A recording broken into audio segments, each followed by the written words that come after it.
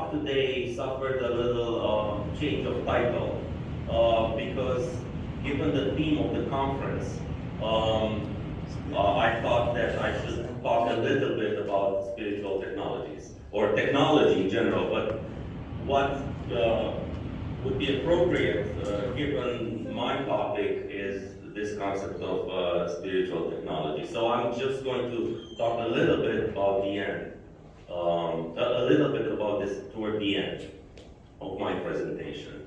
So my presentation is about the transformative impact of near-death experiences. So what are near-death experiences? They are powerful experiences reported usually by people who have been physiologically close to death. So in many instances, people either come very close to dying, either because of a medical condition or because of an accident, and they have these powerful spiritual experiences. I think in Romanian the term is moarte clinică, people who go through what's called clinical death, but I think the connotation in Romanian is richer in that it has this extra, the experiences are rich, so it involves some sort of experience. So, and these experiences are quite rich, as I mentioned, and they give us a kind of evidence, or prima facie evidence, for the existence of the afterlife, as understood by many theistic religions. So what are these experiences? I mean, you may all be familiar with descriptions of these experiences. So they involve a sense of being dead. People say, I feel like I've died, and I have my body, my soul separated from my body, and I have seen my whole life going in front of my eyes. They feel like they are traveling up through a dark tunnel with a bright yet beautiful light at the end. So this is the proverbial light at the end of the tunnel that these people feel. And the tunnel experience is quite common, but it's not universal. They also describe us entering another realm of existence through the light. They describe the light as peaceful, kind, benevolent, accepting, loving, and they describe encounters with beings of a divine nature, perhaps even God or angels. They talk about reunification with the dead, so family members who have died, they come and talk to them. So this is a realm of peace, love, and acceptance. Sometimes they get messages from this other realm, and often, I mean, of course, we can only hear from the people who have come back. And what they report is that sometimes they are given a choice to come back or not, and they decide to come back. Other people decide that they would not like to come back, and they would like to stay there in that realm, but they are forced to come back. So there are obviously tremendous difficulties in understanding the scientific and theological significance of these experiences. So there are many debates in science. For example, we have a bunch of hypotheses, right, ranging from materialist, naturalist hypotheses, for example, injury to the certain part of the brain, or hallucinations, hypoxia, anoxia, to transcendent hypotheses. So some scientists venture as far as to claim that these experiences are in fact proof of the fact that materialism is wrong. they describe, they talk about the realm of non-local consciousness and so on. So there are many scientific hypotheses, and they are competing, and there is a fierce debate. I mean, this topic motivates people to a degree that's perhaps less common to be observed in science. Um, in theology, we also do not have a very good understanding of these experiences. The scriptural support for near-death experiences is extremely scarce, and this subject has been met with what has been called a deafening silence by theology. Theologians do not talk about these experiences by and large, or there are very few people who actually talk about them. I have another quote here, which says the prevailing theologies of organized religions in the West have been deemed unable to comprehensively explain near-death experiences. I'll go a little bit more in depth into the theological controversies, even though it's still surface level. So theologians have, again, ranged from taking these experiences seriously, such as the German Lutheran minister, Hampet, who pretty much said that they are proof of heaven. But most theologians actually distrust them. Most theologians, I would say, do not have a favorable view of near-death experiences. For example, Seraphim Rose is extremely reluctant to take contemporary near-death experiences reports at face value, and he's very critical. He points to inconsistencies between the teachings of the Bible and what these people report. And he even goes as far as to say that most of these experiences are not to be trusted, that there are deceptions, and that perhaps the devil is involved. They're not divine, they're deceits of the devil. Contemporary philosopher and Christian apologist William Lane Craig also regards these experiences unfavorably, pointing to the fact that there are inconsistencies, again, between what the Bible says and what these experiences depict, and that in Christianity, life after death involves the body and happens only after the second coming of Christ, after the final judgment. It doesn't happen right away after you die. So this is just to give you a little bit of overview of the scientific and theological controversies. Now I will be talking about the study that we've made. So I, together with two of my collaborators, two young scholars, one of them is Jun-Sam Kim, who is now a postdoc in psychology at the University of Groningen, and David Zaretsky, who's a data scientist from Lyon. We analyzed over 2,000 reports of near-death experiences, and we did a study to see how people transform after these experiences. So the purpose was to understand the nature of the spiritual transformation incurred by people who have undergone near-death experiences. And so I'm not going to bore you with the details of the study because there are many things that I can skip through. I would like to just present you the results, okay? So here is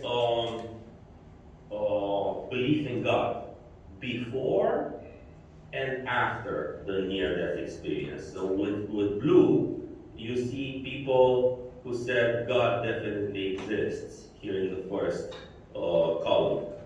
And then after the experience, you see the number of people who think God definitely exists. So it's almost double. It's such a profound impact, right? But this is not just with regard to this question. Here's how these experiences are able to change the importance that people place on their spiritual or religious life. So before the experience, few people said that spiritual or religious life is important to them. And you see how after the experience, this importance of the spiritual life skyrockets, right? So it's almost triples or more. Here is the question: do you believe that our earthly lives are meaningful and significant? Prior and after, again, a major increase. Here is differences with regard to compassion towards other people, but also toward yourself, right? Again, major increase. So the fact that these experiences are so powerful poses an ethical dilemma. Many of these people take them very seriously and they change their lives as a result of these experiences. For example, they decide to leave their jobs, often jobs that maybe are oriented towards making money, or jobs that they don't enjoy very much. So they decide to abandon those jobs and go into completely different fields, right? Fields having to do with helping other people or charities and things like that. They also divorce to a much greater rate than other people, which is surprising, right? So 65% of the marriages in which the NDers were involved at the time of their near-death experience ended in divorce, versus 19% of those with other kind of life-changing events. And this is a major impact for one's life, right? Well, the person who you choose to marry or to stay with, and the kind of job that you do, these are two extremely important aspects of one's life. So given the magnitude of these, the impact of these experiences, one may ask, what role should they really play in the lives of those who have undergone these experiences? Especially that we are not certain about the nature and the explanation of these experiences. Are they hallucinations? Are they veridical? Or it seems like it's very hard to determine the truth. Given that these experiences are a matter of debate and controversy, the nature of these experiences is a matter of debate, both in science and in the various religious traditions. How much should those who have undergone these experiences rely on them in their own lives?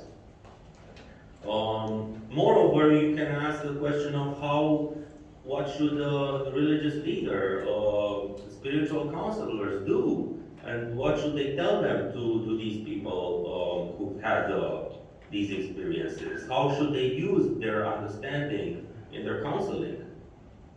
So one natural answer that you may be tempted to adopt would be to say, well, it's possible that these experiences are non-veridical, that there are some sort of hallucinations. So let's not rely on them at all. Okay. Now, the assumption of this argument is that the role that near-death experiences may play in one's life should depend solely on their veracity. This is the assumption that we make, but that assumption ignores the fact that these experiences can be actually good and helpful, even though we may not know whether they're true or not, or veridical or not. So this is a problem, right? Or you can go the route of what I call a utility-based answer, and you may say, well, let's rely on them if they are deemed positive by those who have undergone them. And this conforms to the dictum, by their fruits you shall know them, right?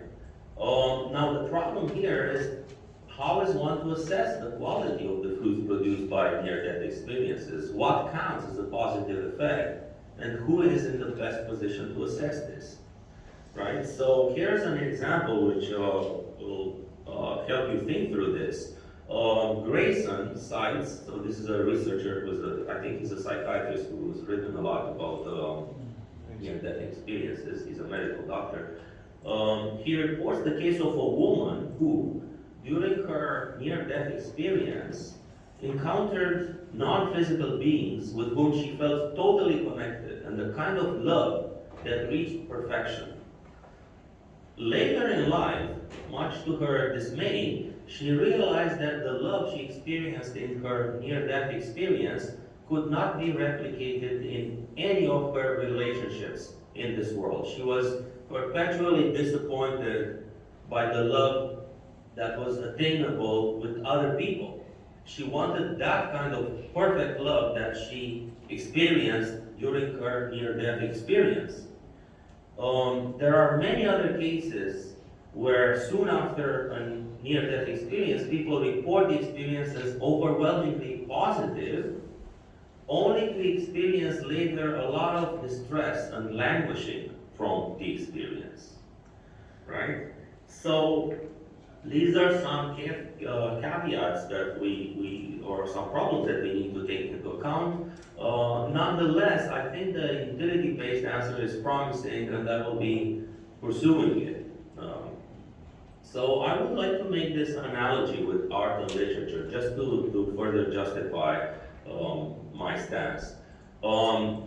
Just like near-death experiences, art and literature can engender powerful transformations. These reading or listening or watching a theater play can be profoundly cathartic. These experiences can prompt a reassessment of one's values, a reconfiguration of one's character and personality, and they provide motivation to the psyche to change. Right? Like a good theater play can really move you, can really change you. A good movie even a movie can change you, right? So they can teach us lessons about what truly matters, how to behave in the face of adversity, of illness, and how to receive the highs and lows of life. Art and literature can shape one's soul and be powerful vehicles of spiritual transformation. And here's the thing, regardless of their veracity.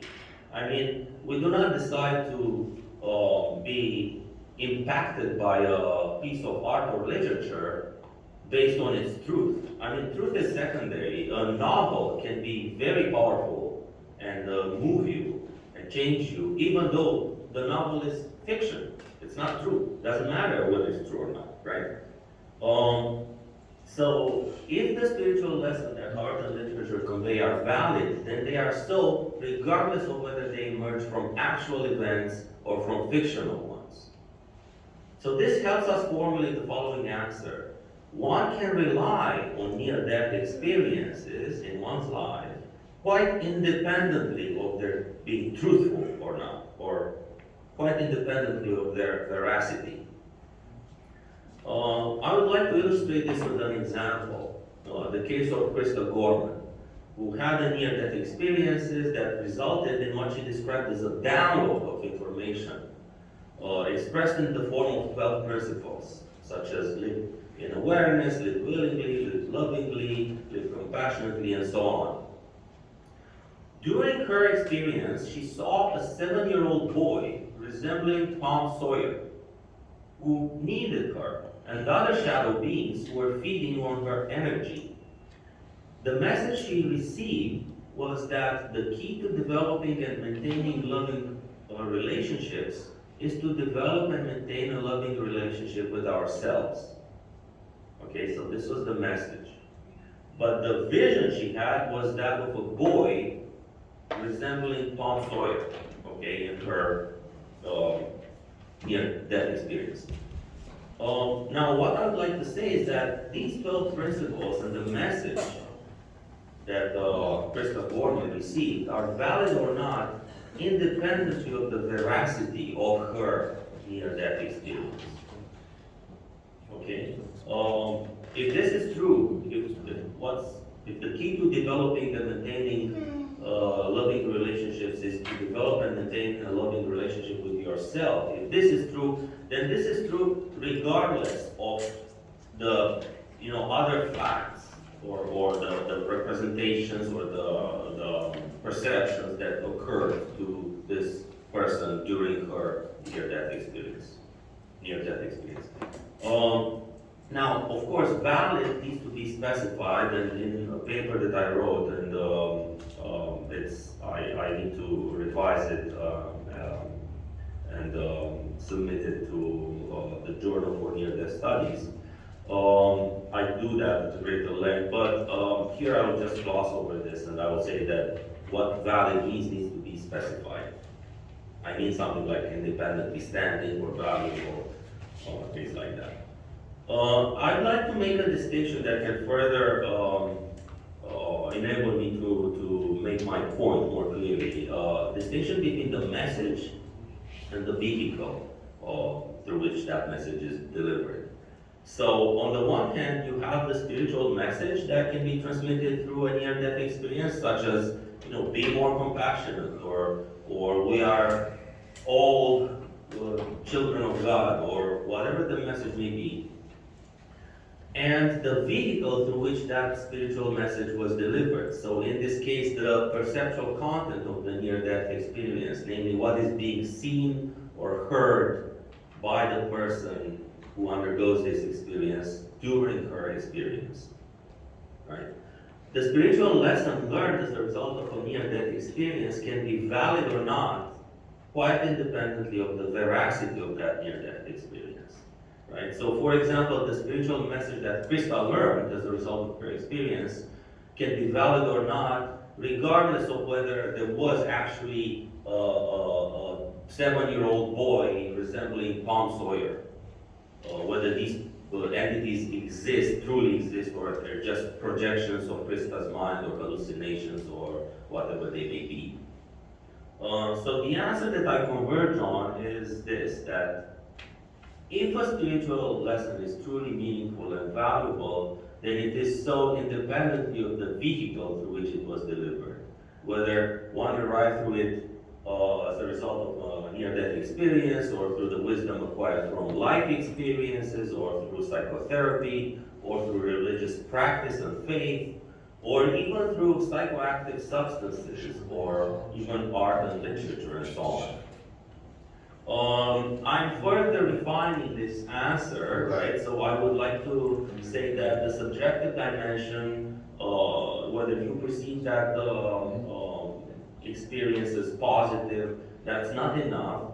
That experience must also produce good results in your life, right? So I'm using Seligman's acronym PERMA, which stands for positive emotion, engagement, relationships, meaning, and accomplishments, to further qualify my answer. And what the final answer is to the question that I posed initially is that near-death experiences should be allowed to play a role in one's life to the extent that they have an independently valid spiritual message that fosters objective positive change in variables associated with human flourishing, as these are understood by positive psychology. So in simple terms, it's not enough that your experience was wonderful if it doesn't produce deeper relationships, deeper meaning, deeper engagement, accomplishments, and positive emotion. Okay?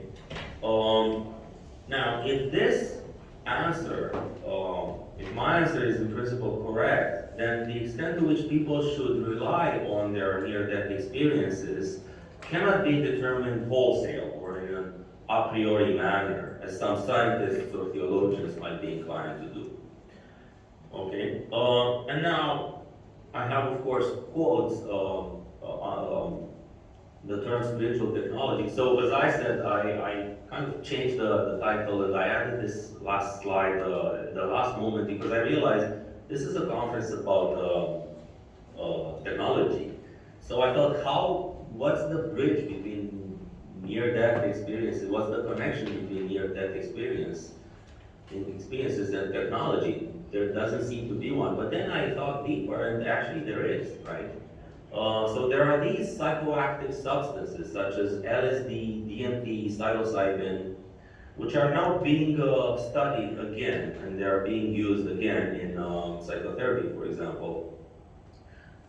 These substances are quite remarkable in that they can induce experiences that are very similar, or perhaps even identical to near-death experiences, if the doses are high enough. These substances act as neurotransmitter modulators. A lot of them look like serotonin, and they can latch onto the 5-HT2A receptors, which are, I believe, serotonin receptors. And they can suppress in the brain the activity of the default mode network. This is a structure in the brain that is involved in narratives that center on the self. So when you say, I am doing this, or I am engaged in this, and when it's about you, when you think about yourself, well, it's a kind of oversimplification, but just to give you a brief description of this.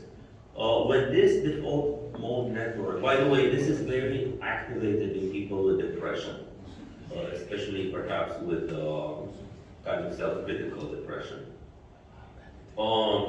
When this default mode network is suppressed, it leads to the experience of ego dissolution or even ego death, which is in fact experienced often as both frightening but extremely profound and even positive.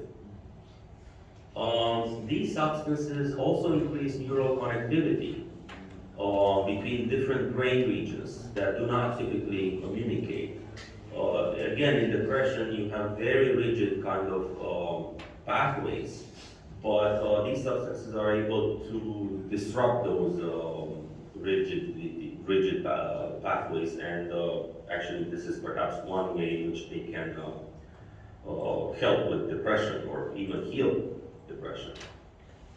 So perhaps most of you know already, but we are amidst what's being called a psychedelic renaissance. So you know that LSD and other psychedelics, the study of such substances was interrupted for political reasons in the 60s, 70s. But after more than 20 years, 25 years, perhaps more, these studies have resumed. Now people are opening up to the potential that these substances can have, especially in the medical field, right? In mental health, I mean. So perhaps it's worth mentioning the name of Robin Carhart Harris, who was at Imperial College and now is at the UC San Francisco, who does amazing work with psychedelics. There's even a TED Talk by him. There are many similarities, as I said, between the psychedelic experience and the near-death experience. One of them is ego dissolution or ego death, in the sense of unity with a higher power. Another one is visions, the tunnel, the out-of-body experience, the light at the end. And there are also mystical experiences involved, right? The experience of peace, love, connectedness, and even encounters with divine or otherworldly creatures. This is especially true for DMT experiences. Now, there are also differences, or I should say there is one major difference between psychedelics and near-death experiences. Professor Manafu, sorry, we are approaching our time. At the end? Yeah, if you could, we have already 30 minutes. If you could be brief. Okay, so this is my final slide. I'm just going to leave you with some questions, right? So given that psychedelic substances are, or the experiences induced by these psychedelics are induced artificially, and near-death experiences are natural, one may ask, what's the difference in terms of their authenticity? If psychedelic experiences are illusions or hallucinations, then why can't we say the same for near-death experiences? So there is here actually a complication, because one researcher has posited that we do have an endogenous capacity to secrete DMT. And this is in the book DMT, the Spirit Molecules by Dr. Rick Strassman. Another question is, what are the implications with regard to spirituality and religion? If we can create mystical experiences at will by taking a pill or by injecting some substance, then do these experiences lose their value or authenticity? Can religion integrate these spiritual technologies? Psychedelics, especially ketamine, MDMA, and psilocybin, are being used in psychotherapy. Given that their effects are mediated by the experiences induced and not directly, do they have a role to play in increasing wisdom or spiritual growth? So what is the connection that we can draw between near-death experiences and psychedelic experiences and spiritual life? So these are both questions that involve some ethical considerations as well. So I will stop here. Thank you so much for listening to me. I tried to squeeze in a lot, but I'm going to leave now room for questions.